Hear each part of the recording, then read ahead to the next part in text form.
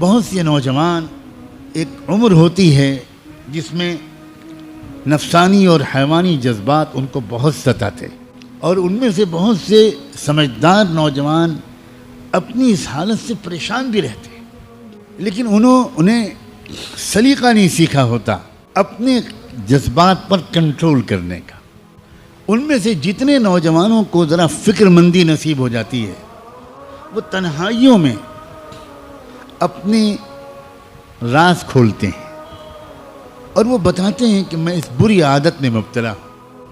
اور بعض بری عادتیں تو وہ ہیں کہ جن کو بتانے کی بھی کوئی ضرورت نہیں ہوتی، ان کی نحوست اور ان کے مضر اثرات انسان کے چہرے پر صاف نظر آتے۔ ابھی چند دنوں پہلے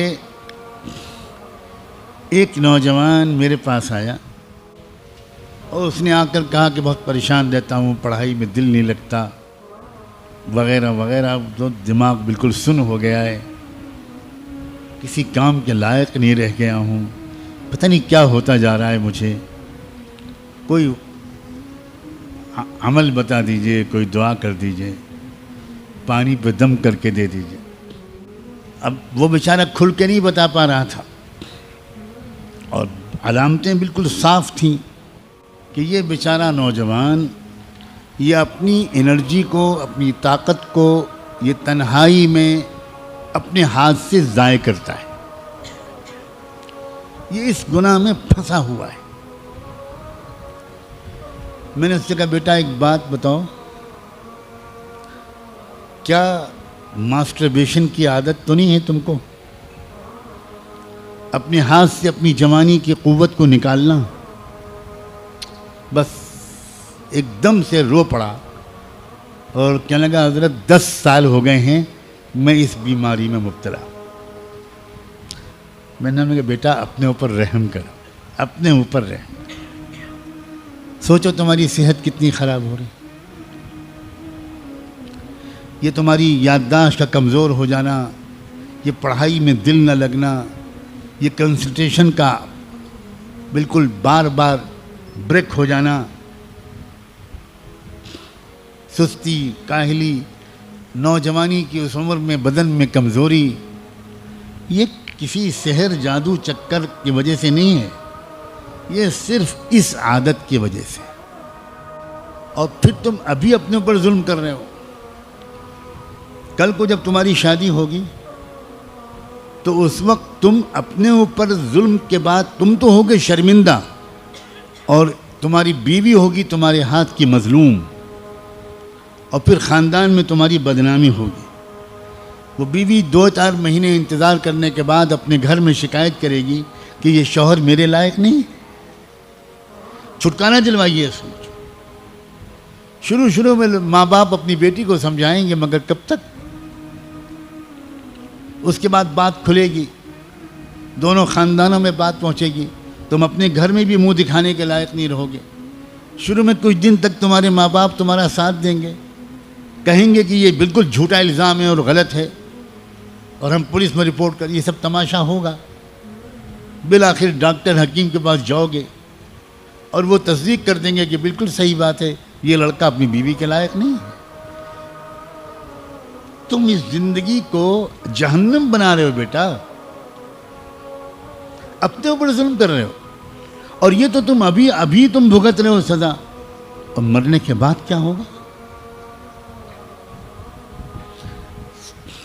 اللہ اس نوجوان کو ہمیشہ کے لیے محفوظ کر دے اور سب کو محفوظ کر دے۔ اس نے پھوٹ کے رونے لگا، اس نے کہا نہ میں پانی پہ دم کراؤں گا، نہ دعا و تعویذ کے لیے کہوں گا، آپ مجھے ترکیب بتائیے کہ میں اس سے کیسے اپنے کو بچاؤں۔ میں نے کہا بہت آسان ترکیب، بہت آسان ترکیب۔ دیکھو، خیال دماغ میں آئے گا، خیالات کے آنے کو شروع میں روکا نہیں جا سکتا، بالکل آئے گا۔ اب تو تم اتنے زمانے سے عادی ہو گئے ہو، لیکن خیال کو عمل میں تبدیل ہونے سے روک لینا یہ تمہارے اختیار میں۔ اور اس کی ترکیب یہ ہے کہ تم فوراً اپنی حیت بدل لو. اگر تم لیٹے ہوئے ہو، بیٹھے ہوئے ہو، اکیلے ہو، کھڑے ہو جاؤ، اٹھ جاؤ، ٹہلنے لگو، چلنے لگو، وضو کرو فوراً، 2 رکعت نماز کی نیت باندھ لو، تسبیح پڑھنے لگو، درود شریف پڑھنے لگو، مکہ مدینے کو یاد کرنے لگو، اپنی ذہن کو ادھر سے ہٹاؤ. 2 منٹ کے اندر سارا بھوت اتر جائے گا، تم نارمل ہو جاؤ. اتنی سی قوت ارادی، اتنی سی ول پاور تم کو اس تباہی سے بچا سکتی ہے. قطعاً مشکل نہیں. لیکن کیا کریں ہمارے بچے، اور اب تو بچیاں بھی سیکھتے نہیں، پوچھتے نہیں، شرماتے بھی ہیں، ڈرتے بھی ہیں. لگتا ہے ان کو کہ ہم کو ڈانٹ پڑے گی. گھر کے بڑے بوڑھے ماں باپ وہ خود عمر کے ان مراحل سے گزر چکے ہوتے ہیں، لیکن کوئی باپ اپنے بیٹوں کو یہ باتیں نہیں سمجھاتا. کوئی ماں اپنی بیٹیوں کو یہ باتیں نہیں سمجھاتی. بہت بڑا کمیونیکیشن گیپ ہے، بہت بڑا یہ ایک گیپ ہے. اسی وجہ سے ہمارے بچے برباد ہو رہے ہیں. حالانکہ جو آج باپ اور ماں ہیں وہ بھی تو کبھی 14-15 سال کے تھے، وہ بھی تو کبھی 16-17 سال کے تھے، وہ بھی تو کبھی شادی شدہ زندگی سے پہلے کے نوجوان کنوارے تھے. کیوں بھول جاتے ہیں اپنے دنوں کو؟ کیوں بھول جاتے ہیں اپنی غلطیوں کو، جذبات کو؟ یہ بہت بڑی غلطی ہے. اور میں پچھلے کچھ عرصے سے اب میں نے فیصلہ کیا ہوا ہے کہ میں بار بار ان باتوں کو کھول کر بیان کروں گا. کیونکہ مجھے جب بھی ایسی باتیں میں نے کھول کر بیان کی ہیں، مجھے 50 سے 100 تک میسیجز یا ای میل ملے ہیں کہ تھینک یو ویری مچ مولانا، اللہ آپ کو جزائے خیر دے. وہ بیان میں میری آنکھ کھل گئی اور ایسی ترکیب آپ نے بتا دی کہ مجھے 1 سال ہو گیا، مجھ سے وہ غلطی دوبارہ نہیں ہوئی. اس کا مطلب یہ ہوا کہ ہمارے عزیز نوجوان بچے یہ ہمارے جگر کے ٹکڑے ہیں بھائی، یہ ہماری امت کا مستقبل ہے، یہ قیمتی لوگ ہیں.